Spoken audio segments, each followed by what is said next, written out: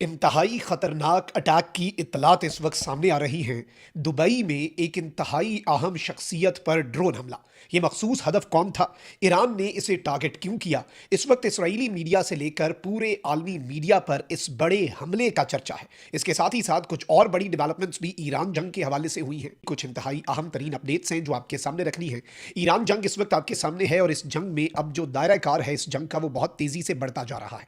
एक जानिब अरब ममालिक के हवाले से, बिलखुसूस सऊदी अरब के हवाले से ईरान ने अपनी पॉलिसी वाजे की है, तो वहीं दूसरी जानिब अब ईरान की तरफ से ताबड़तोड़ हमलों का भी आगाज हो चुका है। इन ताबड़तोड़ हमलों के अंदर अब बाज़ाब्ता तौर पर दुबई में, मुत्तहिदा अरब अमारात में और हेब्रू मीडिया के मुताबिक, इसराइली मीडिया के मुताबिक एक बहुत बड़ा सेबोटाज का अटैक हुआ है।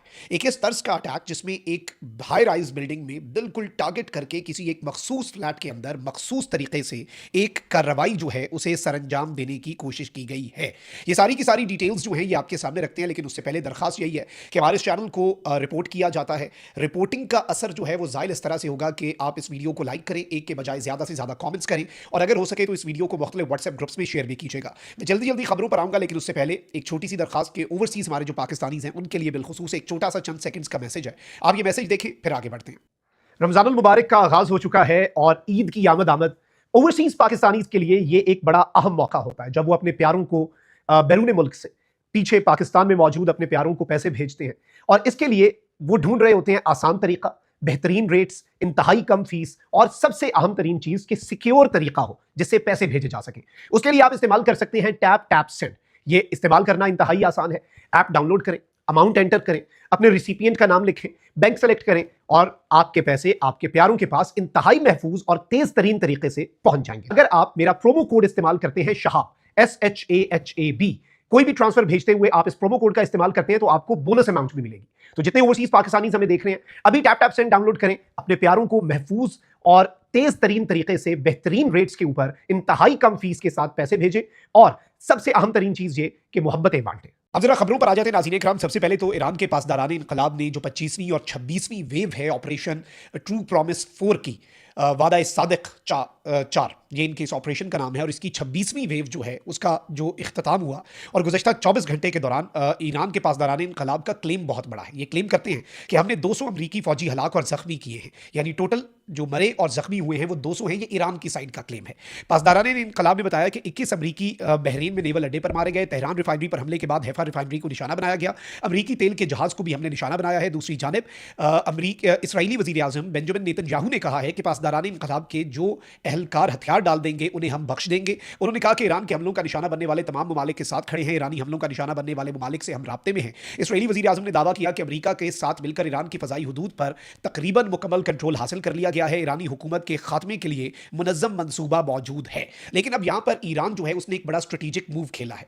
इस सारे के सारे सिनेरियो में अब ईरान जो है वो अब एक बहुत ही डिफरेंट तर्ज पर चीज़ें जो है उन्हें लेकर चल रहा है। और ईरान ने बल्कि जिसे कहते हैं ना कि लोहा गर्म देख के वार किया है। अब अरब ममालिक जो हैं वो अमेरिका की सिक्योरिटी गारंटीज़ को नाकाफ़ी समझ रहे हैं, बल्कि अमरीकी बेसिस जो उनकी सरजमीन पर पहले हिफाजत की अलामत थे, अब वो बेसिस जो है वो अमरीका की जानिब से एक लाइबिलिटी के तौर पर ये अरब ममालिक उसे देख रहे हैं। और अब सेक्रेटरी जनरल ईरानी नेशनल सिक्योरिटी काउंसिल अली लारजानी जो है उन्होंने एक बड़ा अहम बयान जारी किया है। वो कहते हैं कि जी खित्ते में मौजूद अमरीकी अड्डे हमारे खिलाफ इस्तेमाल हो रहे हैं, ऐसे में ईरान को हक़ दिफा का पूरा हक हासिल है। अली लारजानी ने कहा कि ईरान पर हमले करके ट्रंप अपने मकासद हासिल करने में नाकाम रहा।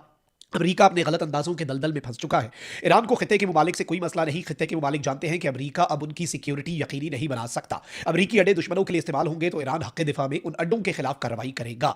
अली लारजानी खामियों के बावजूद ईरानी कौम दुश्मनों के खिलाफ मुत्तहिद है, ये उन्होंने कहा। अमरीका और इसराइल की जारियत के जवाब पर ईरानी क़यादत में कोई इख्तलाफ नहीं, इसकी भी क्लैरिफिकेशन दे दी, क्योंकि एक थ्योरी आ रही थी कि ईरानी सदर जो है वो एक डिफरेंट पॉलिसी रखते हैं, वो ज़रा एतदाल के साथ आगे बढ़ना चाहते हैं। जो दीगर कुछ लोग हैं वो शायद थोड़ा सा खुल के खेलना चाहते हैं, लेकिन इन्होंने कहा कि भाई ऐसा कुछ भी नहीं है। और अली लारजानी ने आबनाए हुर्मज़ से मुतल्लिक वाज़ेह किया कि ईरान ने आबनाए हुर्मज़ बंद नहीं की, जंग के बायस सूरत हाल मुतासिर है। और उन्होंने वाज़ेह किया कि वो जंग नहीं चाहते, लेकिन जारियत करने वालों को सजा मिलनी चाहिए। और अमरीका ने जो ईरान के सुप्रीम लीडर को मारा है, अमरीका को इसकी कीमत अदा करनी पड़ेगी, इसकी कीमत चुकानी पड़ेगी। इसके साथ साथ पासदारान इनकलाब ने एक बहुत बड़ा क्लेम किया है कि उन्होंने इसराइली शहर हैफा में खैबर शिकन मिसाइल्स और ड्रोन से हमला कर दिया है, जहां नेवल बेस को निशाना बनाया गया। खबर एजेंसी की रिपोर्ट के मुताबिक ईरानी हमले में जो नुकसान है उसकी तफसीलात तो अभी सामने नहीं आ सकी, लेकिन ईरान की जानिब से ये एक बहुत अहम तरीन हमला जो है कंसिडर किया जा रहा है। अब जरा आ जाते हैं नाज़रीन इकराम एक बड़ी आम तरीन स्टेटमेंट पर। अब एक जानब तो आपको पता है कि ईरान के जो सदर हैं उन्होंने कहा कि अब अरब ममालिक पर हमारी सरजमीन से कोई हमला नहीं होगा, और सिर्फ अमरीकी बेसिस तक। अली लारजानी की स्टेटमेंट को देखें तो उनकी स्टेटमेंट से हमें यह महसूस होता है कि अमरीका इन ममालिक की बाकी किसी टेरिटरी पर या किसी एरिया पर हमला नहीं करेगा, लेकिन ऑब्वियसली अमरीका जो है वो शायद अमरीकी जो ईरान है वो अमरीका के बेसिस जो है उन पर ज़रूर हमलावर होगा। लेकिन अब एक डेवलपमेंट हुई है जिसने पूरे का पूरा मंजरनामा जो है वो काफ़ी हद तक तब्दील कर दिया है। और खबर यह है नाज़रीन इकराम के दुबई मरीना में वाक़ एक बुलंदोबाला इमारत के अंदर ड्रोन के जरिए एक टारगेटेड हमला किया गया है, जिसमें एक मखसूस हदफ को निशाना बनाए जाने की इत्तलात हैं। इब्तदाई इत्तलात के मुताबिक ये एक टारगेटेड ड्रोन असैसिनेशन थी इंटरनेशनल मीडिया के मुताबिक, यानी बहुत ही तरीके से ये वाक़या हुआ, बहुत ही तरीके से ये कार्रवाई हुई। इससे पहले इस तर्ज की कार्रवाइयाँ जो हैं वो इसराइल ईरान के अंदर करता रहा। पिछली जो जंग थी 12 रोज़ा पिछले साल की, जिसमें एक पूरी बिल्डिंग होती थी, उस बिल्डिंग के अंदर मखसूस फ्लोर और फ्लैट का भी पता होता था कि उसके अंदर कौन बंदा है, और सिर्फ उसे जाके हिट किया जाता था ड्रोन के जरिए, और बाकी बिल्डिंग जो है वो महफूज रहती थी। और इसे टारगेटेड असैसिनेशन कहा जाता है, बड़ा ही ताक के निशाना लगा के आप किसी शख्स को मारें।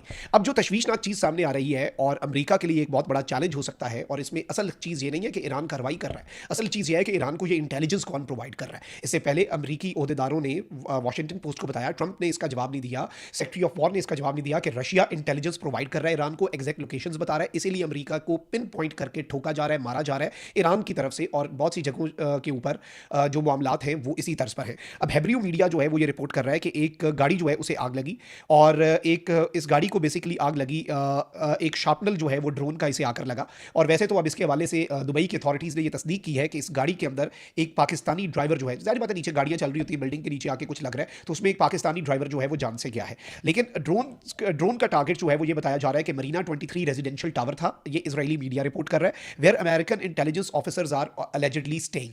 यानी इस बिल्डिंग के अंदर मुबैना तौर पर हेब्रियो मीडिया की कुछ रिपोर्ट्स के मुताबिक, जिसमें ये टारगेटेड असैसिनेशन अटेम्प्ट हुआ है, वहां पर यूएस के इंटेलिजेंस के कुछ अहम तरीन एहलकार जो हैं वो मुबैना तौर पर यहाँ पर रिहाइश पसीर थे। अब अगर इस असैसिनेशन अटेम्प्ट के अंदर ईरान कामयाब हुआ है और ईरान ने कोई ऐसी टारगेटेड कार्रवाई कर दी है, तो ये एक बहुत बड़ा धचका और एक बहुत बड़ी कार्रवाई के तौर पर देखी जाएगी, और इसके इम्पैक्ट और इसके इंप्लीकेशंस जो हैं वो बहुत ज़्यादा होंगे इस जंग के हवाले से। ईरान अभी भी आप ये देख लें कि ईरान की तरफ से दुबई के एक रेजिडेंशियल टावर पर तो हमला हो गया, तो इस सब के अंदर अब देखना यह है कि ईरान बाकी अरब ममालिक के हवाले से क्या पॉलिसी रखता है, या फिर वो हर अरब मुल्क को अलग से डील करेगा कि सऊदीया के हवाले से we are going to have a different policy, Dubai के यूएई के हवाले से डिफरेंट, कतर के हवाले से डिफरेंट। आई थिंक ईरान अब चीज़ों को उसी तर्ज पर लेकर चलेगा और बड़ा ही I guess case to case लेकर चीज़ों को चलेगा, और यूएई के हवाले से शायद ईरान की पॉलिसी यही रहे जो हमें नजर आ रहा है। लेकिन ये जो एक टारगेटेड कार्रवाई है, ये जो एक टारगेटेड ऑपरेशन है, ये एक बहुत बड़ी ईरान की कार्रवाई के तौर पर देखा जा रहा है, और अमेरिका के लिए इसे एक धचका करार दिया जा रहा है अगर हम तमाम मीडिया आउटलेट्स के सोर्सेज को देखें। सो लेट्स सी चीज़ें कहाँ पर जाती हैं, बट ये एक बड़ी डेवलपमेंट थी जो आपके सामने रखना बहुत ज़रूरी थी। अपना बहुत ख्याल रखें। अल्लाह निगहबान, पाकिस्तान जिंदाबाद।